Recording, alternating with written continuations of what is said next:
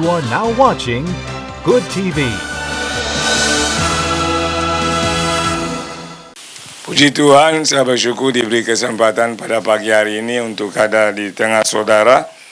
Saya perkenalkan diri dulu, nama saya John George Nicholas. Saya berasal lainnya di Kamerun, Afrika Tengah. Saya besarnya di Prancis dan saya hidup sekarang di Indonesia kurang lebih 16 tahun, jalan 17. Saya sudah menikah, punya anak satu, orang Indonesia dari Manado, dan dianugerahkan seorang anak laki-laki. Saya oleh anugerah Tuhan gembalakan di GBI Parakletos di Cengkareng. Dan hari ini saya mau sharingkan secara singkat tentang hidup bagi Tuhan, yang terdapat dalam Filipi 1 ayat 20 sampai 22. Hidup bagi Tuhan, seundang saudara yang membawa kita boleh buka, yang tidak membawanya boleh mendengarkan, saya akan membacakannya. Judul perikomnya adalah tentang kesaksian Paulus dalam penjara. Sebab yang sangat kurindukan dan kuharapkan ialah bahwa aku dalam segala hal tidak akan beroleh malu, melainkan seperti sedia kala, demikian pun sekarang Kristus dengan nyata dimuliakan di dalam tubuhku, baik oleh hidupku maupun oleh matiku. Karena bagiku hidup adalah Kristus dan mati adalah keuntungan. Tetapi jika aku harus hidup di dunia ini, itu berarti bagiku bekerja memberi buah. Jadi mana yang harus kupilih? Aku tidak tahu. Amin. Saudara, bicara hidup bagi Tuhan itu mudah diucapkan, tetapi dalam faktanya yang saya alami, dan saya rasa saudara juga memahaminya, tidak mudah. Sehingga banyak orang mengakui bisa beribadah seperti saat ini, tapi sesungguhnya mereka hidup bagi diri mereka sendiri, untuk kepentingan perut mereka, untuk keluarga mereka, untuk yang lain. Tetapi hari ini saya mau bawa saudara untuk merenungkan sesuai dengan lagu yang kita nyanyikan dari awal sampai yang terakhir, bahwa kalau Tuhan adalah segalanya bagi saudara dan saya, saudara wajib hidup bagi Tuhan. Kenapa? Tuhan telah melakukan segala yang terbaik bagi kita, sehingga sebagai ucapan syukur saudara dan saya dipanggil untuk hidup bagi Tuhan. Maka saudara, bagaimana hidup bagi Tuhan? Hidup bagi Tuhan itu ada tolak ukurnya, ada standarnya, tidak bisa diakui. Karena bukan semua orang yang mengucapkannya, dalam faktanya demikian. Sehingga saudara, segala sesuatu di dalam Tuhan ini sebenarnya bisa dinilai. Maka kita mencatat engkau akan mengenali mereka dari buahnya. Artinya, buah mangga tidak bisa menghasilkan pohon jeruk, saudara. Apa yang ada di dalam saudara itu yang akan nampak di luar. Boleh ditutupi sebaik apapun, tetapi akan diketahui, akan dibongkar, akan dibukakan oleh Tuhan. Oleh karena Tuhan adalah Tuhan dan bukan manusia. Maka bagaimana kita dapat hidup bagi Tuhan? Yang pertama, saya catat kita harus mati terhadap diri sendiri. Itu yang pertama. Kita lihat dulu ayat 21, saudara. Karena bagiku hidup adalah Kristus dan mati adalah keuntungan. Kenapa keuntungan, saudara? Kenapa bukan uang saudara? Kenapa bukan gaji saudara? Kenapa bukan promosi saudara? Karena Kristus adalah keuntungan yang besar, adalah keuntungan yang terbesar. Tidak ada yang sebanding dengan dia. Maka Paulus berkata, hidup bagiku adalah Kristus. Artinya Paulus tidak ada lagi, saudara. Kalau saya hari ini berdiri dan berkata, hidup bagiku adalah Kristus, artinya Nicholas itu mati, saudara. Itu bicara penyangkalan diri. Itu bicara mati terhadap daging kita. Kenapa, saudara? Tanpa mati terhadap diri sendiri, saudara nggak bakal dan tidak mungkin hidup bagi Tuhan. Saudara akan hidup bagi kepentingan saudara. Kenapa? Saudara tidak memahami bahwa saudara menjadi milik Kristus. Karena Alkitab bilang, engkau ditebus, engkau menjadi milik dia. Sehingga saudara tidak punya hak atas hidup saudara sendiri. Hidup saudara adalah bagi Tuhan. Tanpa mati terhadap diri sendiri tidak mungkin, saudara. Dan saudara bisa melakukannya hanya kalau saudara mulai hidup oleh Roh Tuhan. Maka kita catat di saat saudara terima Yesus, saudara lahir baru, saudara jadi pribadi baru, sehingga akal budi saudara diperbarui. Pola pikir saudara diubahkan. Dari mana? Dari pikir diri sendiri mulai memikirkan kepentingan Tuhan. Sehingga saudara di saat itulah Roh yang membuat saudara memahami Yesus adalah Tuhan. Karena 1 Korintus 12 ayat 3 katakan tidak ada seorang pun yang tahu bahwa Yesus adalah Tuhan kalau bukan oleh Roh Kudus. Roh itu yang membuat saudara percaya, bukan karena saudara lebih hebat dari orang lain. Tetapi roh itu setelah dia membuat saudara memahami Yesus Tuhan, saudara perlu mengizinkan roh itu memimpin saudara, sehingga saudara dapat itu bagi Tuhan. Kalau tidak, saudara daging saudara akan lebih kuat. Maka saudara punya kecenderungan, dan saya, kalau orang bicara tentang kita udah geram. Emang dia kasih saya makan? Emang siapa dia? Kenapa? Saudara belum mati terhadap diri sendiri. Ada ego yang masih unggul. Tetapi orang yang mati terhadap sendiri, sudah tidak ada kepentingan lagi. Sehingga mau diinjak, mau dipukul, mau diapain, dia akan merendah dan diam. Itu yang disebut hamba. Banyak orang disebut hamba Tuhan seperti kami. Tetapi kalau saudara mau jujur, hari ini hamba Tuhan bukan hamba lagi. Mereka bintang-bintang. Mau ditemukan aja susah, bukan main. Bahkan pilih-pilih siapa yang dilayani atau tidak. Sedangkan hamba artinya budak, artinya keset, tidak punya hak, diinjak-injak juga nggak boleh respon. Tanpa memahami hal ini, saudara tidak bakal hidup bagi Tuhan. Renungkan hari ini saudara sejauh mana. Maka di akhir kalau waktu cukup saya akan bersaksi tentang hidup saya. Karena saya korbankan apa yang saya hidupi. Saya tidak pernah korbankan di luar yang saya hidupi. Kalau saya belum sanggup melakukan sesuatu, saya tidak akan korbankan tentang hal itu. Yang kedua, saudara, bagaimana saudara bisa hidup bagi Tuhan? Saudara, tolak ukurnya saudara akan berbuah bagi Tuhan. Coba kita lihat ayat 22. Tetapi jika aku harus hidup di dunia ini, itu berarti bagiku bekerja memberi buah. Jadi mana yang harus kupilih, aku tidak tahu. Ingat baik-baik bahwa Paulus menulis surat ini, dia sedang ada di dalam penjara. Dalam keadaan yang terkurung, saudara. Tetapi apa yang dia katakan, dia tidak mengeluh. Dia katakan, jika aku harus hidup di dunia ini, tujuannya hanya satu, berbuah bagi Tuhan. Saudara sendiri tahu kisahnya, dia menyiksa orang percaya. Dia ambil bagian dalam orang yang membunuh mereka. Tapi di saat Tuhan berjumpa dengan dia, ingat baik-baik saudara, yang pertama terjadi dia jadi buta. Jadi buta artinya apa? Tidak tahu lagi arah mau kemana. Tidak bisa lagi andalkan diri. Maka Alkitab catat, di saat itulah untuk masuk ke kota Damsyik itu, dia perlu teman-temannya untuk dorong dia ke sana. Artinya kesombongannya dirobohkan, dia bergantung sekarang ke orang lain. Sehingga polanya diubahkan. Di saat dia temukan penglihatan kembali, dia katakan hidup bagiku adalah Kristus. Dan dia berbuah, saudara lihat, dari gereja ke gereja, dia buka jemaat. Berbuah di sini bicara, saudara, saya sering sebut itu perusahaan jiwa-jiwa Tuhan itu punya. Karena Tuhan hanya memikirkan bagaimana orang harus diselamatkan. Ini pikiran Tuhan. Dan kalau saudara ada di dalam Tuhan, saudara akan memiliki pikiran itu. Bagaimana orang lain mengenal Tuhan melalui hidup saudara. Maka hidup kita menjadi berkat atau batu sandungan. Itu jadi tolak ukur saudara bisa berbuah atau tidak. Kalau saudara tidak masuk di kantor hari ini, tetapi orang bilang, kok si A nggak ada hari ini? Artinya saudara itu berdampak baik. Saudara dirindukan. Tapi kalau saudara tidak hadir, tapi orang bilang, puji Tuhan dia nggak ada hari ini.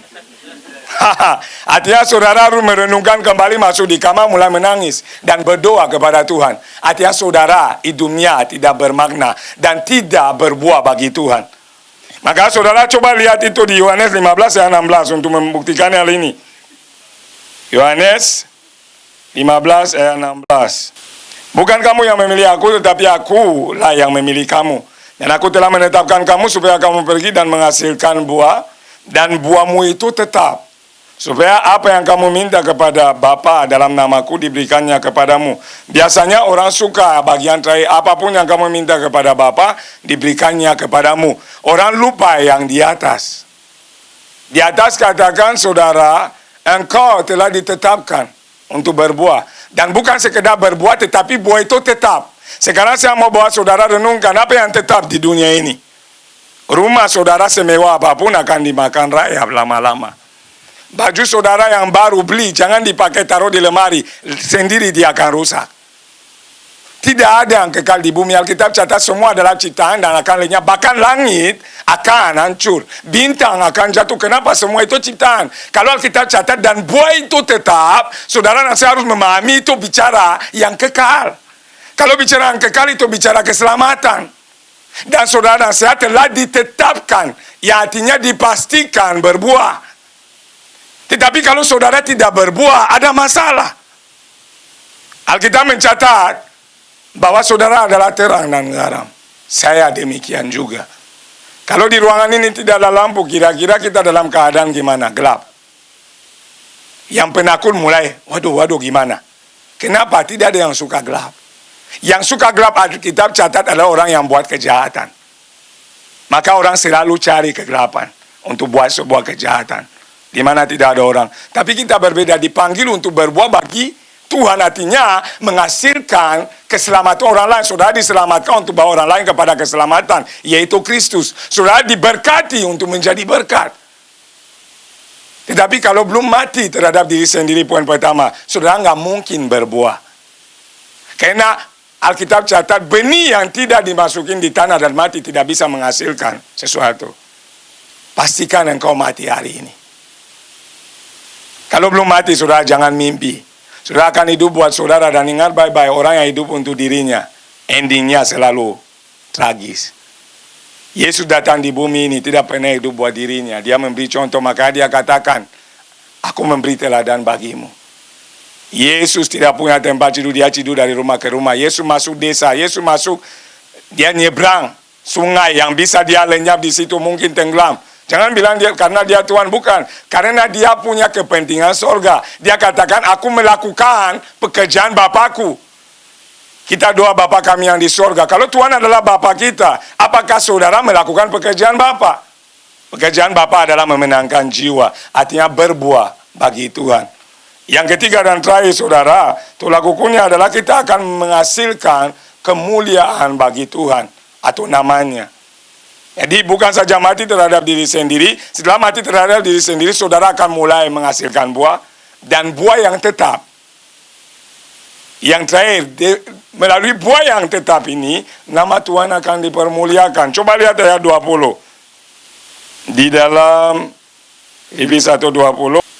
Sebab yang sangat kurindukan dan kuharapkan ialah bahwa aku dalam segala hal tidak akan beroleh malu, melainkan seperti sedia kala, demikian pun sekarang Kristus dengan nyata dimuliakan di dalam tubuhku, baik oleh hidupku maupun oleh matiku. Baik oleh hidup maupun mati. Maka ada orang yang hebat, dia mati aja masih dikenang. Kenapa? Hidupnya sungguh-sungguh membawa kemuliaan bagi Tuhan. Maka saudara, bukan kemuliaan bagi diri saudara, bukan kemuliaan bagi gereja saudara, bukan kemuliaan bagi denominasi saudara, kemuliaan bagi nama Tuhan. Itulah hidup bagi Tuhan. Tapi hari ini kita lihat kan yang hebat itu pendeta. Oh, pendeta buat mujizat. Saya mau tanya ke saudara, pendeta pernah buat mujizat enggak? Yesus buat mujizat. Pendetaku hebat, oh pendeta itu luar biasa. Tidak ada yang luar biasa selain Yesus. Kemuliaan selalu harus kembali kepada Tuhan. Jangan curi kemuliaan Tuhan. Nah, saya mengingat hal ini. Maka saudara, di dalam Yohanes 15 ayat 8, coba lihat terakhir. Dikatakan, dalam hal inilah Bapakku dipermuliakan, yaitu jika kamu berbuah banyak, dan dengan demikian kamu adalah murid-muridku. Jadi semua itu berkaitan. Kalau sudah mati terhadap diri sendiri, akan mengakibatkan saudara berbuah. Kalau sudah mulai berbuah, akan mendorong nama Tuhan dipermuliakan. Sehingga saudara bisa pastikan saudara hidup bagi Tuhan. Kalau belum memenuhi standar ini, saudara, kita perlu bergumul lagi. Maka saya menutup dengan kesaksian saya karena keterbatasan waktu. Saya berasal dari Afrika. Puji Tuhan 2 atau 3 bulan lalu atau 4 saya jadi warga negara Indonesia. Dengan jangka yang begitu panjang, kurang lebih 16-17 tahun. Saya lahir di Kamerun, saudara, dari keluarga yang punya 23 saudara. Tentunya dari 3 ibu. Karena di Afrika itu hal yang lazim. Bisa. Saudara aja nggak menikah bisa serumah punya 100 anak, nggak apa-apa. Itu budaya di sana. Maka saudara, rumah tangga papa saya setelah meninggal itu, istri saya istri kedua, dan mama saya punya 6 anak, saya yang kelima. Sehingga di saat papa saya meninggal, berantem hebat terjadi dalam rumah tangga kami. keluarga besar. Papa saya hidup aja masih berantem terus, apalagi mati. Sehingga saudara, di saat papa saya meninggal, mama saya dan kami diusir dari rumah keluarga. Dan saya dan keluarga saya ada kos. Tahu yang kalian panggil di sini kos. Di sini kos kalian modern bagus. Di kami tidak. Kita 6 anak dengan 1 ibu. Saudara bayangkan bagaimana tidur. Pintu tidak bisa ditutup karena kaki sebagian orang harus di luar. Itu hidup saya dulu. Sehingga saya punya mimpi, Tuhan kasih saya kesempatan untuk ke luar negeri main bola.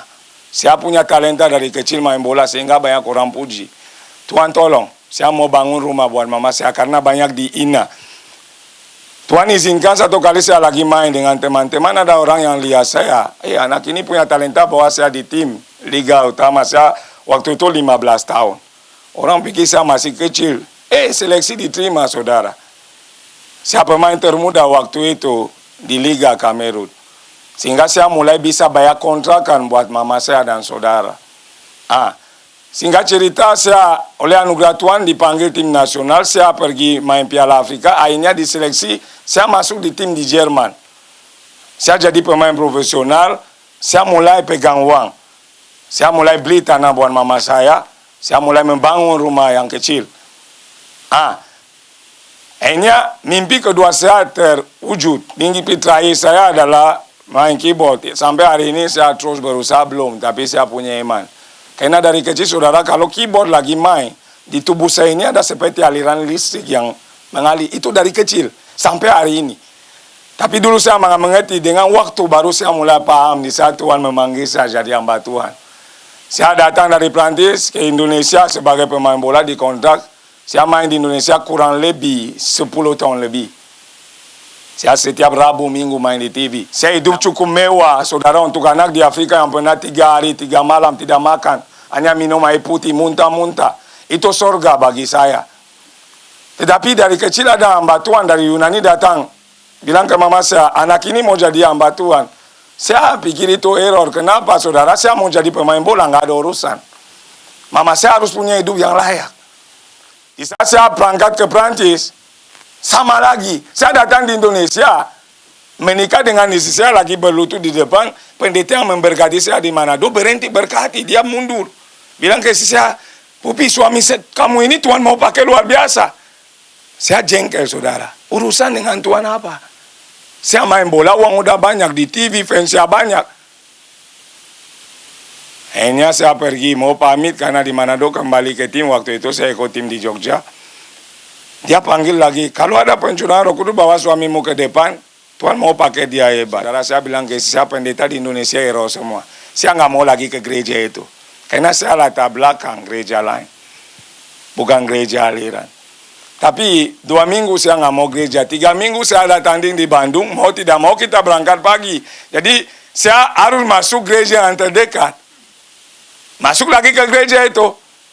Pendeta tamu yang ada. Di saat lagi sampaikan firman, dia mulai geser begini, saudara, dari mimbar. Saya akan duduk paling belakang. Karena saudara perlu memahami, saya dulu ini minder karena kulit ini. Walaupun saya main di TV, orang kadang mau tanda tangan itu, saya lewat pintu samping, saudara. Saking minder saya punya hidup. Sehingga, singkat cerita, satu kali saya di gereja begini, saya duduk belakang karena tujuannya adalah supaya di saat pendeta bilang amin, saya udah turun duluan. Pendeta ini tunjuk saya, kamu pasti lihat ke belakang, dia bilang, kamu yang baju kotak-kotak. Dan dia yang lihat ke belakang, siapkan dirimu, Tuhan mau pakai engkau.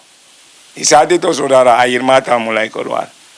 Di budaya kami di Afrika, laki-laki nggak boleh nangis, saudara. Mau digergaji juga nggak boleh. Kenapa? Laki-laki itu lambang kekuatan. Tapi saya nangis, saya mau tutupi pura-pura begini, angkat tangan untuk lap begini. Semakin banyak air mata. Nggak berhenti-berhenti sampai ibadah selesai. Saya mau pulang, pendeta ini mendoakan saya. Mulai hari ini dia panggil. Mulai hari ini Tuhan mulai rencanamu buat anak ini. Sudah tahu, saya nggak pernah baca Alkitab. Saya nggak pernah punya Alkitab. Di saat saya pulang ke rumah dengan istri saya, baru masuk rumah ada suara yang bicara jelas. Ambil Alkitab. Saya pikir dari mana? Ambil Alkitab. Di saat saya lagi pikir seperti ada 2 tangan besar yang dorong saya ke Alkitab. Baru pertama kali saya buka Alkitab. suara itu mulai menyatakan yang ayat ini. Yang pertama muncul itu adalah hidupku adalah Kristus dan mati adalah keuntungan. Ayat ini artinya begini, jawabannya ada di sini. Saya mulai buka, ada jawabannya saudara. Saya panggil istri, saya sini. Itu mulai terjadi setiap hari saudara. Padahal saya atlet profesional. Saya latihan setiap minggu 2 kali, setiap hari. Pagi jam 7, sore jam setengah 4. Itu setiap hari, kecuali hari tanding. Dan saya dibayar mahal untuk itu saudara. Sehingga saya mulai baca Alkitab setiap hari. Suara itu mengajari saya. Tapi tidak di situ pun. Satu kali ada pencurahan Roh Kudus di Solo, saya pindah di sana. Saya main di tim sana.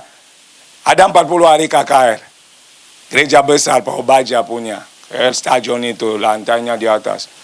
Orang 40 hari puasa. Suara itu bilang ikut puasa 40 hari. Saudara, kalau muncul di pikiran saudara bagaimana? 40 hari puasa. Kalau saya loyo, saya dipecat saudara. Saya dibayar untuk kasihan. Terbaik apalagi waktu itu saya pemain asing. Saya mulai pikir kalau dipecat bagaimana, suara itu kuat. Saya ikut puasa saudara. Saya makan 1 kali sehari. Pagi sebelum latihan. Saya makan kembali besok pagi jam 6 lagi. Saya sampai renungan hari ini, kalau bukan Tuhan nggak mampu saya. Saya nggak ngerti bagaimana bisa saya buat itu 40 hari. Padahal latihan 2 kali saudara. Setelah hari ke-40 ada 10 hari KKR kita pergi di sana, orang dijamah. Isi saja yang nggak baca Alkitab dipenuhi Roh Kudus. Saya enggak. Saya kecewa saudara. Ini nggak mau masuk gereja lagi. Tapi saya pulang, isi saya bilang jangan begitu. Saya dulu keras saudara. Kalau A itu A. Karena di Afrika kalau laki-laki A jadi B itu kayak banci. Jadi di kita ini walaupun salah, kalau A ngototnya A. Begitu dulu. Sehingga saya bilang enggak, saya nggak mau. Tapi di saat saya pulang hari kedua, saya latihan, lagi pemanasan, lagi jogging, suara itu kembali hari ini ke sana. Saya keraskan hati, pagi saya pulang nggak cerita ke istri saya, sore saya pergi nggak tenang, saudara lari, kayak ada yang ganggu saya gitu, kamu kembali. Akhirnya saya kembali ke sana, ada perempuan yang khotbah. Dia bilang begini, ada 1 orang muda di ruangan ini. Tuhan janji mau pakai dia, karena saya hamba Tuhan ada 4 yang menubuatkan saya Tuhan mau pakai waktu itu. Tapi hari ini dia mulai ragu dan kecewa. Ingat baik-baik, Tuhan punya waktu sendiri. Ingat baik-baik, kamu yang mendengar saya di tempat itu. Tuhan punya waktu sendiri untuk engkau. Saya mulai menangis. Saya tahu itu saya.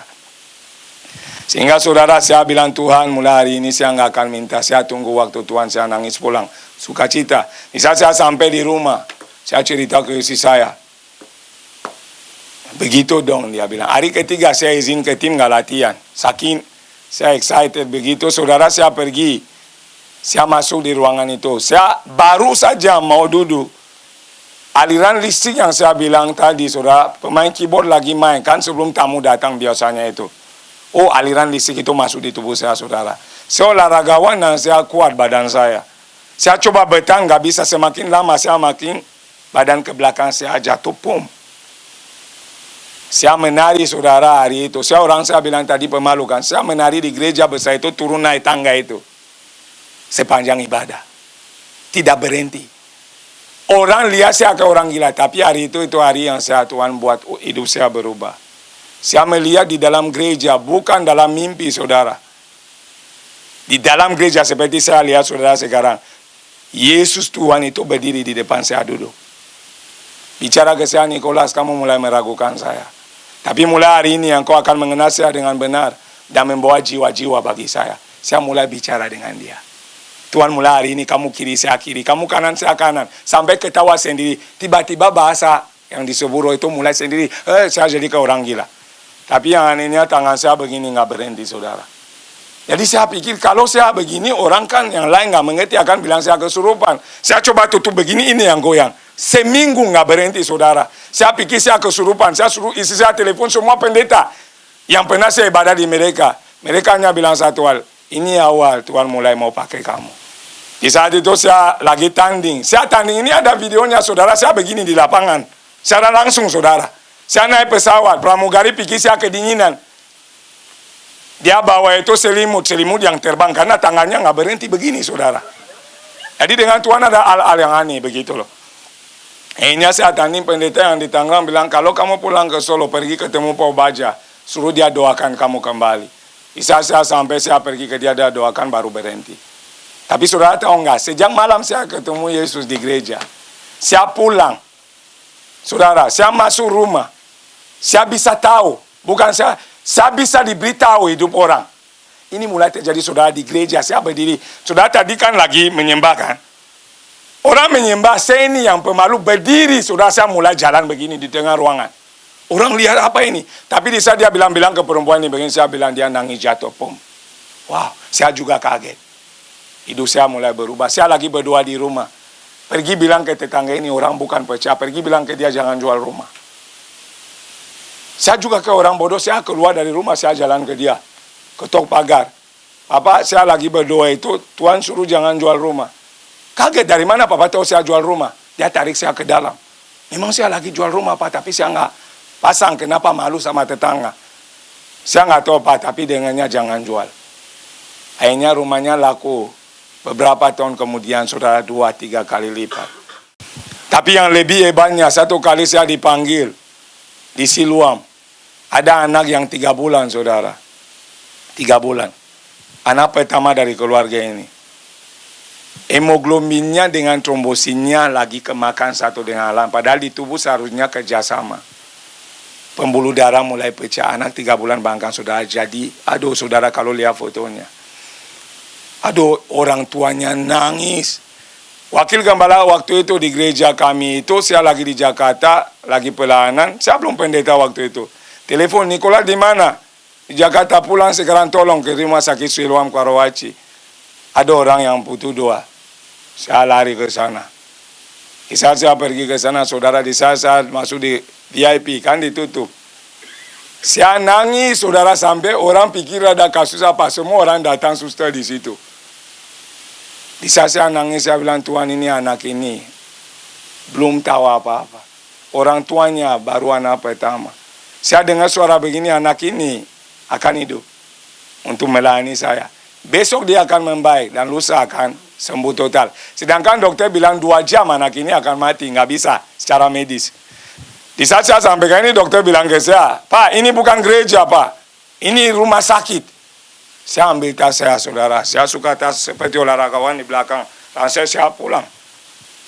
Tapi besok, saudara, trombosinnya turun di bawah 150. Naik.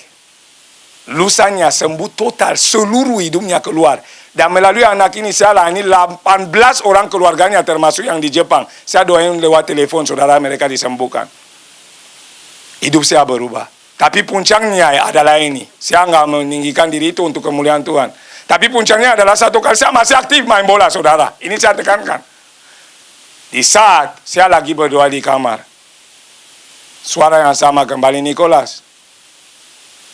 Hari ini berhenti main bola dan mulai layani saya. Kalau saudara ditanyakan begini bagaimana? Yang muncul pertama di pikiran saya, 800 juta itu mau kemana kontrak saya itu? Isi anak saya nanti makan apa? Anak saya masih kecil waktu itu. Ini yang saya bilang mati terhadap diri sendiri. Saudara, saya nggak khotbah asal-asalan. Tapi saya bilang ke Tuhan waktu itu, kalau kamu mau saya begitu, saya akan ikut. Saya keluar dari ruangan, saya bilang ke istri saya, Tuhan bilang ke saya, berhenti main bola dan layani dia. Sudah tahu yang terjadi, bukan istri saya senang, padahal dia Kristen sebelum saya. Nggak bisa katanya. Saya bilang, Tuhan bilang begini, nggak bisa. Saudara, dia mau ceraikan saya. Wow. Ikut Tuhan nggak gampang. Ini bukan 1 hari, 1 tahun 4 bulan, saudara. Isi suami nggak bahas. Nggak cidu bareng, cidu kamar beda. Saya dilemparin dengan baju kotor. Kalau lagi baca Alkitab, kasih makan. Istri saya mau beli tiket untuk pulang urus cerai.